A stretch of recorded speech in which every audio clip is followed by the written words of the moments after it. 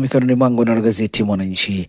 Lenye habari iliyopewa kipaumbele ni Rungwe, safari ya G55 ilivyosukwa.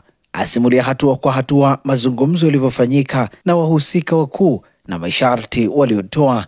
Azungumzia mipango ya baadaye tetesi kuhusu Mbowe. Habari imeandikwa kwenye ukurasa wa 4 pamoja na ukurasa wa 5. Nuku katika ukurasa wa mbele wa gazeti Mwananchi ni Hashim Rungwe Spunda ikisema sikuwa na wasiwasi kwa kuwa katiba yetu inaturuhusu, lakini mapendekezo waliokuja nayo ni kutaka baadhi ya nafasi za juu za chama, na kama unavyojua suala la madaraka ni jambo zito, lazima uzungumze na wenzako waridhie. Undani wa taarifa hii ni katika ukurasa wa 4 pamoja na ukurasa wa 5, ikiwa haya ni mahojiano maalum. Lakini pia gazeti hili limeandika Chadema yatangaza msimamo kwa msajili. Undani wa taarifa hii ni katika ukurasa wa 2.